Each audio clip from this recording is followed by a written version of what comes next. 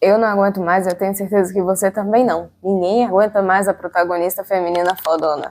Esses dias eu assisti o filme da Cinderela. Não a versão com a Camila Cabello, ou talvez com a Selena Gomez, que eu acho que tem uma também, e nenhuma das outras 1001 versões desse filme. Eu assisti o filme da Cinderela de 1950. Não me pergunte por quê, honestamente, às vezes eu nem sei por que eu faço as coisas.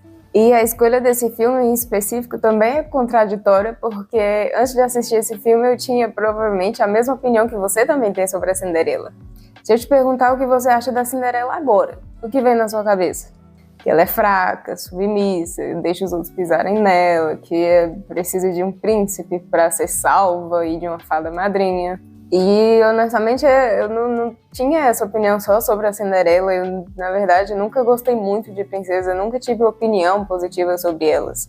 Acho que, em parte, porque eu cresci numa época em que, sei lá, o feminismo e o empoderamento estavam meio que matando essa ideia de esperar pelo príncipe encantado. Se eu vou parar pra pensar agora, eu acho que eu assisti só uns 4, 5 filmes de princesa e às vezes eu nem tenho certeza, porque na minha adolescência eu assisti Once Upon a Time e grande parte das histórias de princesas que eu conheço por conta dessa série e ela costumava viajar um pouquinho às vezes. Talvez... Eu lembro de eu ter assistido o filme da Mulan, mas aqui eu já digo logo que eu só assisti esse filme porque eu vi no TikTok, eu sei lá, e foi um tempo desse, inclusive. Eu vi no TikTok que o príncipe ou quem quer que seja aquele general lá, sei lá, da Mulan, ele era bissexual e eu fui ver o filme pra tirar a prova. Eu assisti Moana, eu lembro de ter assistido, mas eu não sei se ela é uma das princesas da Disney em si. E agora a Cinderela. Uma coisa que personifica muito o meu sentimento a respeito das princesas é aquela cena icônica em Wi-Fi Ralph, sabe? Quando a Vanellope entra num quarto, assim, sei lá, e as princesas estão lá dentro e elas querem descobrir se a Vanellope é uma princesa também. Aí elas começam a perguntar coisas absurdas das suas próprias narrativas para descobrir se ela é uma princesa também. E a cada absurdo que vai sendo citado, a Vanellope vai ficando mais preocupada e chega um momento que ela quer que ela pergunta se as princesas querem que ela chame a polícia ou alguma coisa assim.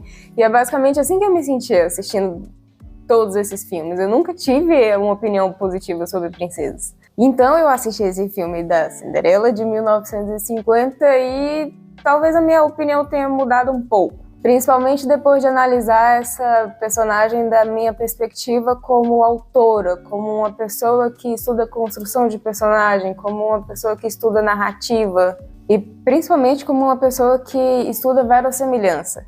E depois de assistir esse filme, eu cheguei à conclusão de que a Cinderela não é uma personagem fraca, nem submissa, nem nenhuma dessas coisas. E eu sei que você não acredita em mim, mas calma, deixa eu te explicar. O primeiro sinal de força dela, que prova que ela não é uma personagem fraca, é que no início do filme ali mesmo, ela fala para os animais que eles não podem me impedir de sonhar, eu acho que é alguma coisa assim. E só ali você já tem uma prova da resiliência dela. Mas eu posso citar outros exemplos também. Eu posso falar sobre, sei lá, a questão da magia da fada madrinha só funcionar porque ela acredita, por conta da fé dela. E isso fica bem explícito quando a fada madrinha aparece pela primeira vez. Porque a própria fada madrinha fala que se a Cinderela deixasse de acreditar, ela não estaria ali. Então, esse é mais um sinal de que ela continua acreditando mesmo diante de todas as desgraças que acontecem na vida dela.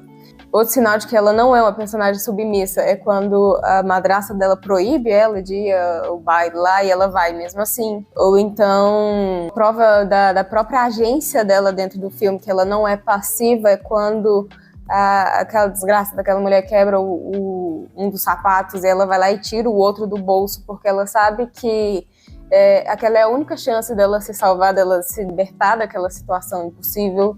E tem outras pequenas coisas também, como ela, mesmo que seja sutil, ela enfrenta aquele gato do diabo lá que tem um nome, sei lá, Lúcifer ou alguma coisa assim. E como ela permite se manter positiva em toda aquela situação. E se eu te perguntar, se eu estivesse falando sobre qualquer outra personagem, se eu te descrevesse como eu acabei de falar, você também concordaria comigo que essas não são ações nem características de uma personagem fraca, não é? E eu tenho certeza que o que eu acabei de falar não é nenhum segredo universal, nem mistério sobre a narrativa da Cinderela, nem nada disso. Todo mundo conhece esses fatos. Você conhece, eu conheço, e a gente conhece a vida toda porque existe 1001 versões dessa história por aí. Não tem como a gente não saber de cada um desses fatos. Se eu tivesse falar, por exemplo, qual é a minha preferida, seria a última, eu acho que foi lançada com a Camila Cabello, porque eu sou fã de musicais, eu acho que ficou incrível. Deixando a minha opinião de lado, mesmo a gente sabendo todos esses fatos sobre a Cinderela, mesmo sabendo toda a história do filme dela, por conta dessas 1001 versões, por que exatamente a gente tem essa opinião sobre a Cinderela? A gente sabe que essas características, elas são características e fatos sobre uma personagem forte, uma personagem que tem agência dentro da própria narrativa. Mas mesmo sabendo de tudo isso, a gente continua, sei lá, meio inconsciente, achando que a Cinderela é sim fraca. E a resposta é, eu não sei se existe um nome específico para isso, mas eu chamo de estereótipo da protagonista feminina forte. E o próprio nome é autoexplicativo. A gente está acostumado com protagonistas femininas que chegam metendo o pé na porta, que são brigonas, que têm resposta na ponta da língua, que têm habilidades ninjas, às vezes têm superpoderes, às vezes elas agem como, sei lá, se fosse tipo um homem no corpo de uma mulher. E a Cinderela nem de perto demonstra essas características. E por ter essa imagem, dessa caracterização, do que a gente considera essa protagonista feminina forte, qualquer outra personagem que não se encaixa nesses padrões, a gente inconscientemente já considera a personagem como fraca. E sim, eu sei que é um filme de 1950, que ele carrega todos os estereótipos e machismos e problemáticas que tinha na época. E que eles precisam ser discutidos também. Mas dentro daquela história existe camadas, existe resiliência, existe dor, existe vida real, pelo menos para mim. E em 1950 ele já mostra pra gente que existe outras alternativas de representar a força feminina na ficção, que existe outras formas de botar uma protagonista feminina forte. E é isso que eu escolho ver, entende? Porque, sei lá, as principais características que eu posso pensar para descrever a Cinderela seria que ela é uma pessoa que ela tem esperança, que ela é gentil, que ela é resiliente, que ela acredita, que ela não deixa de sonhar. E eu acredito que essas também são formas válidas de força. A gente se vê no próximo capítulo.